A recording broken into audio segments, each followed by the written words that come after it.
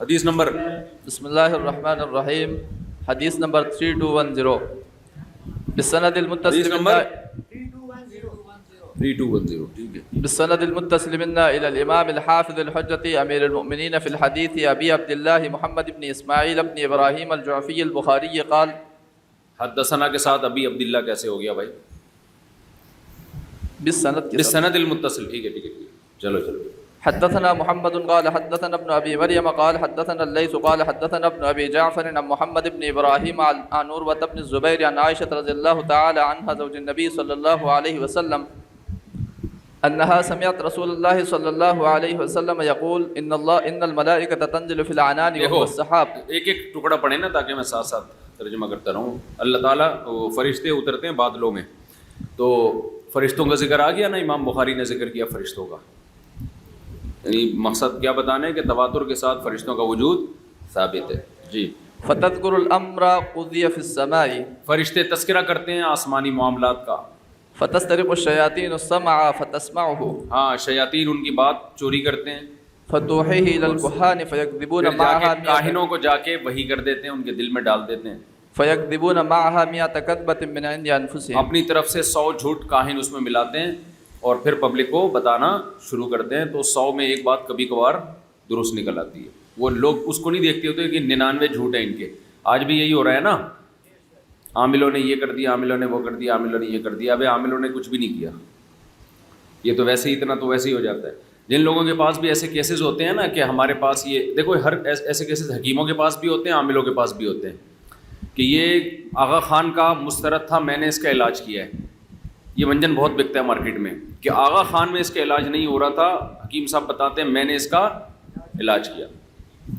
تو دنیا میں ایسا ہوتا ہے کہ 100 بندے ہوتے ہیں جن کا کہیں علاج نہیں ہو رہا ہوتا، اتفاق سے ہو جاتا ہے علاج ان کا خود بخود ہی. تو ضروری نہیں کہ وہ حکیم صاحب قبلہ حکیم صاحب کا کمال ہو. ایسا ممکن ہے کمال ہو بھی، لیکن یہ ضروری نہیں ہے کوئی. اسی طرح ہر ایک یہ عاملوں کے پاس واقعات ہوتے ہیں، تو ان واقعات سے کبھی بھی متاثر ہونے کی بالکل بھی ضرورت نہیں ہے. سمجھتے ہو؟ یہ دیکھا کرو کتنے مرے ہیں. جی. حدیث نمبر 3211 وبه قال حدثنا احمد بن يونس قال حدثنا ابراهيم بن سعد قال اخبرنا ابن شهاب عن ابي سلمة بن عبد الرحمن والاغر عن ابي هريرة رضي الله تعالى عنه قال قال النبي صلى الله عليه وسلم اذا كان يوم الجمعة كان على كل باب من ابواب المسجد ملائكة يكتبون. مائک کا نظام صحیح کریں. کتنی بری آواز آ رہی ہے نا. اچھا والا مائک رکھیں، جتنے پیسے خرچ ہوں مجھے بتا دیں، میں دے دوں گا. ٹھیک ہے نا، ارینج کر دوں گا میں. لیکن مائک خاندانی ہونا چاہیے. طالب علم جب عبارت پڑھے تو بہت صاف ستھری آواز ہے. کوئی ہے الیکٹریشین آپ کے؟ بس اس کو سیٹ کریں. پانی لگ گیا؟ وہ پانی بوتلیں نہیں آئی. چلو چلو بھائی. اذا كان يوم الجمعة كان على كل باب من ابواب المسجد. کلاس میں کسی بھی قسم کی کوئی شکایت ہو نا، کھٹمل بھی ہیں اگر ان کو مارنا ہے تو اس کے مارنے کے لیے دہشت گرد ہمارے پاس ہیں. تو جو بھی ہے وہ بتا دینا. کھٹمل ہیں، مچھر ہیں، پسو ہیں، کوئی مسئلہ ہے، پنکھا نہیں چل رہا، بجلی کا مسئلہ ہے، مائک کا مسئلہ ہے، تو اس کو ایسے کنٹینیو چلانا نہیں ہے. آپ ہمیں بولو، دفتر تعلیمات کو ہم انشاءاللہ پن کریں گے، جلدی کام ہو جائے گا. چلو پن نہیں کریں گے ہم، ان کو کہاں ریکارڈ ہو رہا ہے وہ، ہم ان کو کہاں پن کر سکتے ہیں. عظیم لوگ ہیں ہم تو کچھ بھی نہیں. چل بھائی. اذا كان يوم الجمعة كان على كل باب من ابواب المسجد ملائكة يكتبون الاول فالاول. دیکھو نبی صلی اللہ علیہ وسلم نے فرمایا جب جمعے کا دن ہوتا ہے مسجد کے دروازے پر فرشتے کھڑے ہو جاتے ہیں. کے پی کے میں فرشتے کھڑے ہوتے ہیں اور کراچی میں فرشتے کھڑے ہوتے ہیں. یکتبون الاول فالاول، جو بھی آتا ہے نمازی پہلا، جو پہلے آئے گا اس کا نام پہلے، اس کے بعد جو آئے گا اس کا نام اس کے بعد. جمعے میں جلدی جانے کی بہت زیادہ فضیلت ہے. صبح نہا دھو کے پہلے سے جا کے اپنے معمولات مسجد کی صف اول میں بیٹھ کے پورے کیا کرو. اچھا بھی لگتا ہے نا، نہا دھو کے گئے، نماز پڑھی، تلاوت کی، ذکر کیا، دعا مانگی، بہت اچھا ٹائم ہوتا ہے وہ. آج کل لوگوں نے چھوڑ دیا. بچوں کو بھی عادی بناؤ اس کا. فَإِذَا جَلَسَ الْإِمَامُ طَوَّبَ الصُّحُفَ، جب امام ممبر پہ بیٹھ جائے تو وہ صحیفے لپیٹ لیتے ہیں. اس سے صاف پتہ چلتا ہے اس کے بعد آنے والے کا نام اندراج ہی نہیں ہو رہا ہوتا. وجاءوا يستمعون الذکر، اور آ کے وہ بھی خطبہ سننا شروع کر دیتے ہیں، فرشتے بھی. چلو حدیث نمبر 3212. وبه قال حدثنا علي بن عبد الله قال حدثنا سفيان قال حدثنا الزهري عن سعيد بن المسيب قال مر عمر في المسجد وحسان ينشد. حضرت عمر مسجد نبی میں گزرے اپنے دور خلافت میں، حضرت حسان ابن ثابت انشاء وہ نعت پڑھ رہے تھے، شعر پڑھ رہے تھے. فقال كنت انشد فيه وفيه من هو خير منك. ہاں، پھر کہنے لگے اے عمر میں اس مسجد میں اس دور میں بھی شعر پڑھا کرتا تھا جب آپ سے بہتر ذات یہاں موجود تھی، یعنی رسول اللہ صلی اللہ علیہ وسلم موجود تھے. ثم التفت الى ابي هريره رضي الله تعالى عنه فقال انشدك بالله اسمعت رسول الله صلى الله عليه وسلم يقول اجب عني اللهم ايده بروح القدس قال نعم. پھر حضرت حسان ابن ثابت حضرت ابو ہریرہ کی طرف مڑے اور فرمایا میں تمہیں اللہ کا واسطہ دے کے کہتا ہوں، کیا تم نے پیغمبر صلی اللہ علیہ وسلم کو یہ کہتے ہوئے نہیں سنا کہ اے حسان میری طرف سے مشرکین کو جواب دو. مشرکین حجو کرتے تھے نا، حجو پتہ ہے نا، شعر میں کسی کی برائی کرنا، تو آپ میری طرف سے شاعری میں جواب دو ان کو، مشرکین کو. اور اللہم ایدہ بروح القدس، اور پھر نبی نے مجھے دعا دی کہ اللہ روح القدس یعنی جبریل کے ذریعے حسان کی مدد کر. اس سے پتہ چلتا ہے کہ بعض دفعہ انسان کچھ کلام کر رہا ہوتا ہے، اس کو آپ نے یہ لفظ سنا ہوگا نا، الہامی بات کی ہے، الہامی بات. تو آج جو لبرل قسم کے اسکالرز آ رہے ہیں نا، کچھ اسکالرز بھی لبرل ہو گئے ہیں، وہ ان سب چیزوں کا انکار کرتے ہیں، کہتے ہیں یہ تو کہانیاں ہیں، لدنی ودنی کیا ہوتا ہے. اس میں دو انتہائیں ہیں، ایک بدعتیوں کی انتہا ہے کہ ہر اوٹ پٹانگ بات کو علم لدنی اور الہامی کہہ دیا، اور ایک انتہا یہ ہے کہ اس الہام ہی کی نفی کر دی. تو حضرت حسان تو پیغمبر نہیں تھے، صحابی تھے، ولی اللہ تھے. تو نبی نے دوسری حدیث میں آتا ہے کہ اے حسان آپ ان کو جواب دو، وہ جبریل معک، آپ کے ساتھ کون ہیں؟ جبریل ہیں. یعنی وہ الفاظ نکالنے میں، آپ کے دلوں میں الفاظ ڈالنے میں آپ کی مدد کریں گے. تو فرشتوں کا الہام یہ اخبار متواترہ سے ثابت ہے، اہل اللہ کو ہوتا ہے. البتہ اس الہام کی وجہ سے کوئی شرعی مسئلہ چینج نہیں ہو سکتا، حتیٰ کہ کوئی مباح کام مستحب بھی نہیں ہو جاتا اس کی وجہ سے. مستحبات واجبات کے لیے شرعی دلیل کی ضرورت ہے، الہامات سے کام نہیں ہوگا. تو اتنی بات ضرور ہے کہ الہام، یہ فرشتے اچھی بات کا الہام کرتے ہیں اور جنات کیا کرتے ہیں؟ بری بات کا. کوئی سیاسی لیڈر کا بہت ہی گندا بیان آ جائے تو سمجھ لو کہ اس کے ساتھ کون کھڑا ہوا ہے؟ شیطان نے. اس کو وہ اتنی گندی بات سمجھ میں آ نہیں رہی تھی تو شیطان نے کہا یہ والا لفظ مناسب رہے گا. ہوتا ہے نا، بعض دفعہ گالی آ رہی ہوتی ہے ان لوگوں کو، ایک دوسرے پہ الزام لگا رہے ہوتے تو ورڈنگ نہیں ہوتی، تو شیطان مدد کرتا ہے کہ یہ گالی مارکیٹ میں لیٹسٹ آئی ہوئی ہے، یہ آپ فلاں کو دے دیں. تبھی دیکھو نا بد اخلاقی کتنی سوسائٹی میں چل رہی ہے. اور فرشتہ کیا کرتا ہے جب آپ اچھی بات کر رہے ہوتے ہیں، کوئی اچھی محنت کر رہے ہوتے ہیں، بعض دفعہ اللہ کی طرف سے وہ دل میں اچھی باتیں ڈال دیتا ہے. اچھا، اس سے بھی پتہ چلتا ہے کہ دیکھو رسول اللہ صلی اللہ علیہ وسلم نے بھی باطل کا مقابلے کے لیے وہی وسیلہ استعمال کیا جو باطل نے استعمال کیا ہے. وہ لوگ شاعری کے ذریعے نبی کی حجو کرتے تھے اور شاعری کا ایک بڑا اثر پڑتا ہے. تو آپ نے حضرت حسان کو اس کام پہ لگایا کہ تم بھی شاعری کے ذریعے ان کا جواب دو. اس سے پتہ چلتا ہے کہ آج جو ہم بار بار کہہ رہے ہیں نا کہ باطل کا مقابلہ اسی اسٹائل میں کرنا پڑے گا. انہی اسٹائل کا مطلب وہی وسائل اختیار کرنے پڑیں گے جو باطل نے اختیار کیے. آپ باطل جو ہے وہ محنت کر رہا ہے الیکٹرانک میڈیا کے ذریعے، وہ 1 سیکنڈ میں اپنی بات کروڑوں لوگوں تک پہنچا دیتا ہے، اور آپ کہہ رہے ہو ویڈیو کا استعمال ہی جائز نہیں ہے. آپ اپنی بات 10 سال میں اتنے لوگوں تک نہیں پہنچا سکتے جو باطل 2 منٹ میں کروڑوں لوگوں تک پہنچا دیتا ہے، کیونکہ وہ الیکٹرانک میڈیا کا استعمال کر رہا ہے اور آپ میڈیا کا استعمال نہیں کر رہے. تو فتح کس کی ہوگی پھر؟ تو وہ غالب آ جائے گا. سمجھتے ہو کہ نہیں سمجھتے ہو؟ چلو آگے. حدیث نمبر 3213. وبه قال حدثنا حفص بن عمر قال حدثنا شعبة عن عدي بن ثابت عن البراء رضي الله تعالى عنه قال قال النبي صلى الله عليه وسلم لحسان اهجهم او هاجهم وجبرائيل معك. ہاں اے حسان ان کی حجو کرو. تمہارے ساتھ کون ہے؟ جبریل ہیں. یہ جواب میں حجو تھی بھائی، ابتدان حجو نہیں تھی، یہ جواب میں. لا يحب الله الجهر بالسوء من القول الا من ظلم. حجو کرنا بذات خود اچھا کام نہیں ہے نا.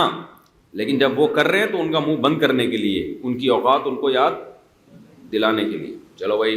حدیث نمبر 3214. وبه قال حدثنا اسحاق قال اخبرنا وهب بن جرير قال حدثنا ابي قال سمعت حميد بن هلال عن انس بن مالك رضي الله تعالى عنه قال كاني انظر الى غبار ساطع في سكه بني غنم. میں غبار کو دیکھ رہا ہوں جو اٹھ رہا تھا بنی غنم کی گلی میں. وہ غبار کس کا تھا؟ موکب جبریل. ہاں، موکب جبرائیل. حضرت جبریل کی شاہی سواری گزری تھی. بعض صحابہ نے فرشتوں کو اپنی آنکھوں سے دیکھا ہے. جی. حدیث 3215. وبه قال حدثنا فروة قال حدثنا علي بن مسهر عن هشام بن عروة عن أبيه عن عائشة رضي الله تعالى عنها أن الحارث بن هشام سأل النبي صلى الله عليه وسلم كيف يأتيك الوحي؟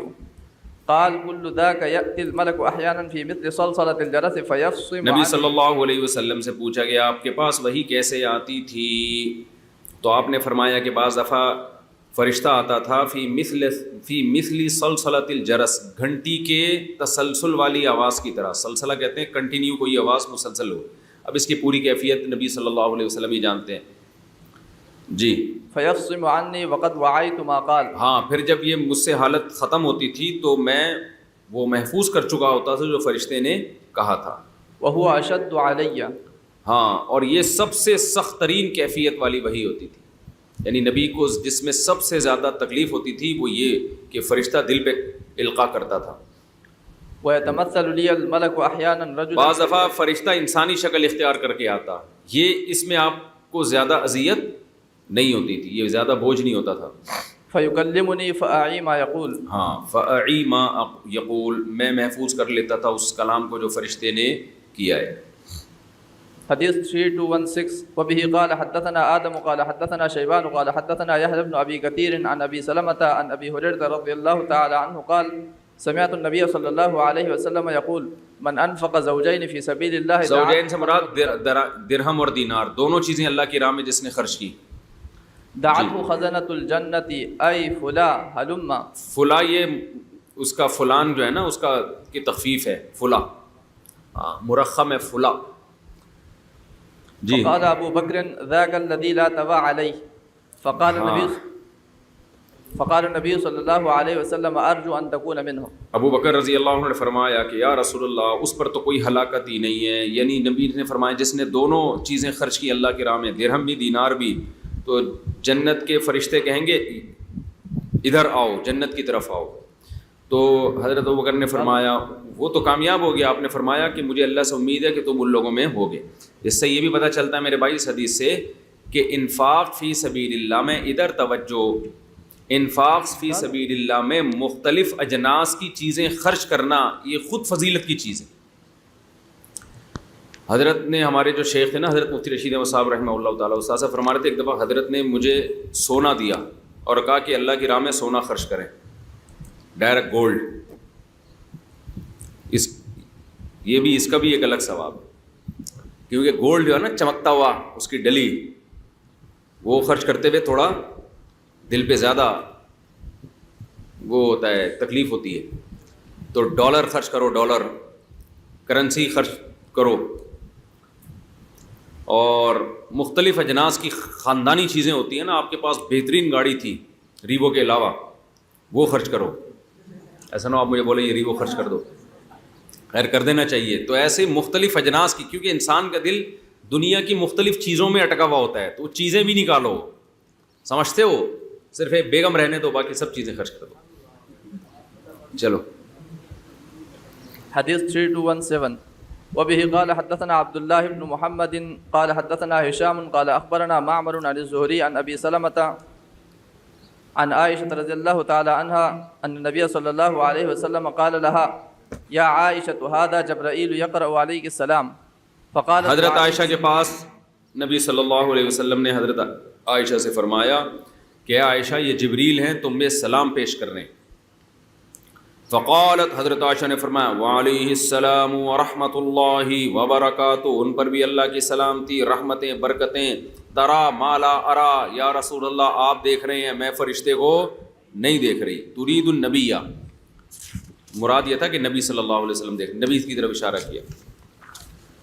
حديث number 3217 وبه قال حدثنا أبو نعيم قال حدثنا عمر بن ذر تحويل وحدثنا يحيى يعني ابن جعفر قال حدثنا وكيع عن عمر بن ذر عن أبيه عن سعيد بن جبير عن ابن عباس رضي الله تعالى عنهما قال قال رسول الله صلى الله عليه وسلم لجبرائيل الا تزورنا اکثر مما تزورنا قال نبی نے جبرائیل سے فرمایا کہ آپ جتنا ہماری زیارت کے لیے آتے ہیں اس سے زیادہ نہیں آ سکتے، آپ زیادہ آیا کریں.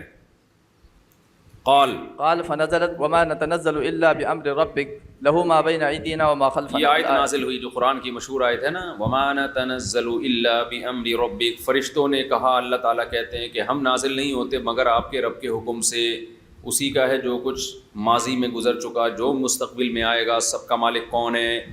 اللہ تعالیٰ. چلو بھائی حدیث نمبر 3219 وبه قال حدثنا اسماعیل قال حدثني سليمان عن يونس عن ابن شهاب عن عبيد الله بن عبد الله بن عتبة بن مسعود عن ابن عباس رضي الله تعالى عنهما أن رسول الله صلى الله عليه وسلم قال أقرأني جبرائيل على حرف فلم أزل أستزيده حتى انتهى إلى 7 أحرف.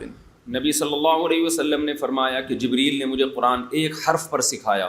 میں جبریل سے مطالبہ کرتا رہا کہ اس میں اضافہ کرو، یہاں تک کہ 7 حروف تک پہنچ گئے. اس کی پوری تفصیل تو آپ وہاں پڑھیں گے جو اس کے اصل باب میں آئے گی، لیکن اس کا مختصر میں بتا دیتا ہوں کہ احرف سے مراد ہے، یہ حرف سے مراد اصطلاحی حرف نہیں ہے. 7 حرف تو نہیں ہے نا، وہ تو حروف تہجی تو بہت سارے ہیں. تو یہاں حرف سے مراد کیا ہے؟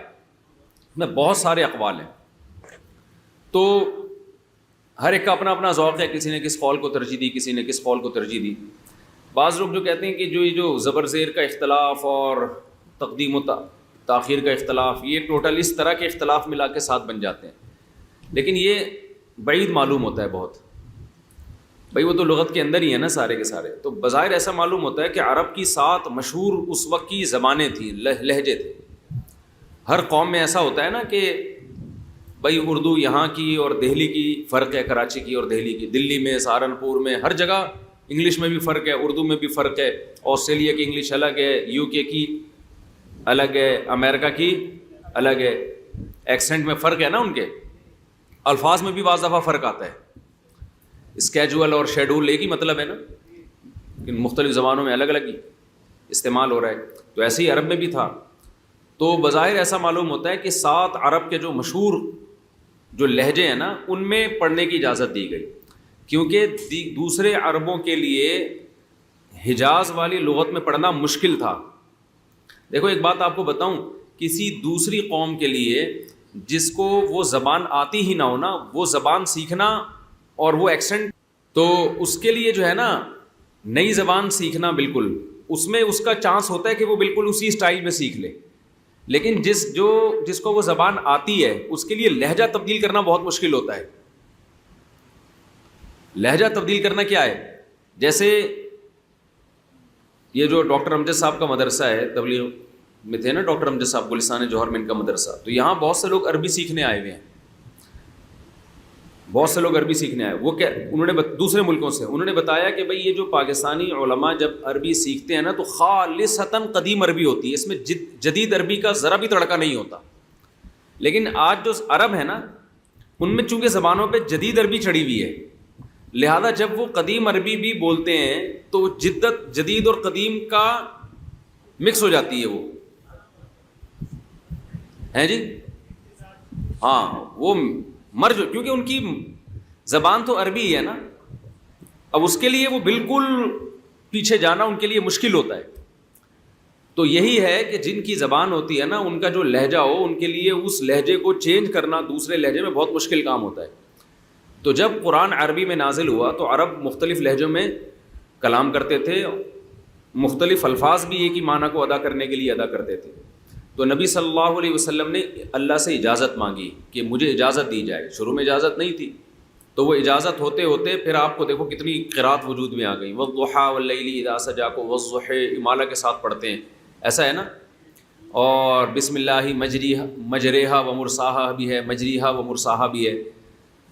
تو یہ جو ایسا معلوم ہوتا ہے، اس میں بہت سارے اقوال ہیں اور کسی ایک قول کی ترجیح پہ بھی کوئی جزم نہیں ہے، یقینی نہیں. لیکن زیادہ بہتر یہ بات معلوم ہوتی ہے کہ یہ 7 عرب کے مشہور لہجے تھے جن میں پڑھنے کی اجازت دی گئی. باقی اس کی ڈیٹیل اس کے اصل باب میں آئے گی پوری تفصیل سے, کتنے اقوال ہیں اس میں. دوسری بات, پھر اب یہ ساتوں لہجے باقی نہیں ہیں. جب حضرت عثمان رضی اللہ تعالی عنہ نے مصحف کو جمع کیا ہے نا, مصحف کو, تو اس میں کتاب